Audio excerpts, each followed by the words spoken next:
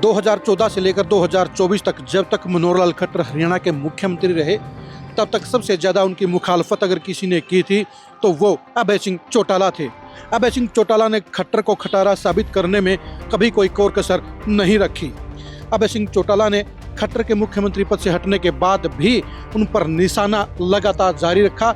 हरियाणा की बहाली के लिए, हरियाणा की बदहाली के लिए हमेशा उन्होंने खट्टर साहब को जिम्मेदार ठहराने का काम किया। यानी हरियाणा के विकास को अनदेखा करके अभय चौटाला ने हमेशा बीजेपी की सरकार की कार्यप्रणाली के लिए, उपलब्धियों के लिए और उसकी वर्किंग के लिए खोट निकालते हुए अभय चौटाला ने हमेशा खट्टर साहब को ही जिम्मेदार ठहराया।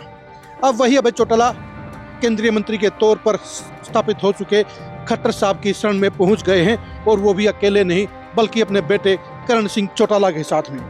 आखिर ऐसी क्या मजबूरी थी कि अभय सिंह चौटाला को खट्टर साहब की शरण में जाने को मजबूर होना पड़ गया? ये क्या मजबूरी थी, कैसी मजबूरी थी और चौटाला परिवार के लिए इसकी क्या जरूरत थी, ये जानने के लिए आज की इस खरी खरी खबर को आप जरूर देखिए।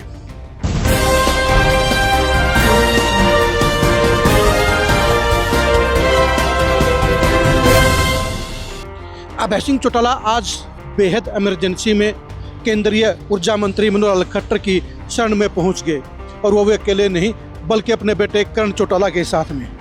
एक बड़ी मजबूरी के चलते अभय चौटाला को खट्टर साहब की शरण में जाने को मजबूर होना पड़ा।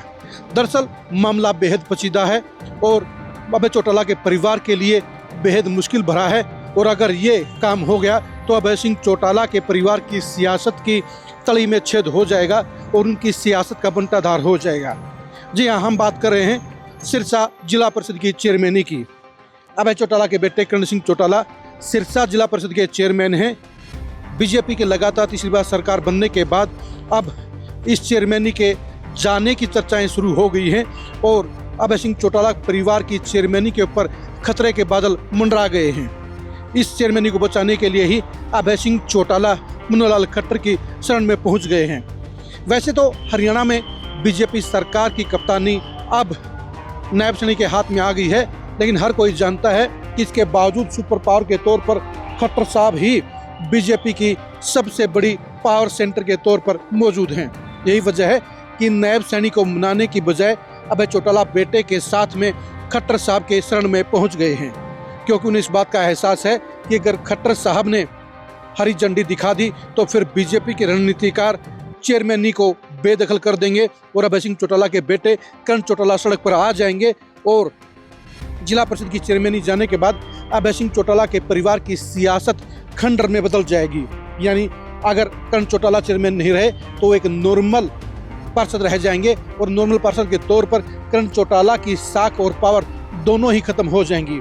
ऐसा अभय सिंह चौटाला नहीं चाहते और अभय सिंह चौटाला बखूबी जानते हैं अगर इस मुहिम को कोई रोक सकता है तो वो सिर्फ खट्टर साहब ही हैं। लेकिन अभय सिंह चौटाला खट्टर साहब को कम ही जानते हैं, वो काफ़ी बड़े मुगालते में है, क्योंकि खट्टर साहब जितने गहरे इंसान हैं, जितने गहरे पॉलिटिशियन हैं, उसके बारे में अभय सिंह चौटाला अनुमान नहीं लगा सकते हैं। अगर खट्टर साहब ने जिला परिषद की चेयरमैनी को लेकर कोई मन बना लिया है, कोई फैसला कर लिया है, तो फिर वो कार्य अंजाम तक जरूर पहुंचेगा और अभय चौटाला की फरियाद का उनके ऊपर कोई असर नहीं पड़ेगा, क्योंकि खट्टर साहब सिर्फ पार्टी के बारे में सोचते हैं, पार्टी के लिए जीते हैं और पार्टी के लिए हर काम करते हैं। यही वजह है कि खट्टर साहब के सामने किसी तरह की फरियाद करना अभय चौटाला के काम नहीं आएगा। बेशक वो बेटे की चेयरमैनी को बचाने के लिए खट्टर साहब के पास पहुंच गए हैं, उनके आगे उन्होंने रिक्वेस्ट डाल दी है, लेकिन इस रिक्वेस्ट के मंजूर होने की उम्मीद बेहद कम है। विधानसभा चुनाव में अभय सिंह चौटाला कुछ चुनाव हार गए थे, वहीं उनके बेटे अर्जुन चौटाला रानिया से चुनाव जीत गए थे, लेकिन अभय चौटाला के चुनाव हारने के कारण अभय चौटाला की पॉलिटिक्स 80% खत्म हो गई है और जो 20% पॉलिटिक्स बची हुई है वो जिला परिषद की चेयरमैनी के कारण ही बची हुई है। यही वजह है कि अभय सिंह चौटाला बेटे की चेयरमैनी को किसी भी सूरत में बचाना चाहते हैं और बचाने की पावर खट्टर साहब के पास में है, क्योंकि खट्टर साहब ही कोई एक्शन ले सकते हैं या एक्शन को रुकवा सकते हैं और अभय चौटाला जानते हैं कि खट्टर साहब को मनाकर ही वो अपने बेटे की कुर्सी के ऊपर आए संकट को टाल सकते हैं। लेकिन खट्टर साहब को जानने वाले इस बात को बखूबी कहते हैं कि खट्टर साहब को एक रिक्वेस्ट मिलना आसान नहीं है। वो जो करने का फैसला एक बार कर लेते हैं उसके ऊपर अडिग रहते हैं।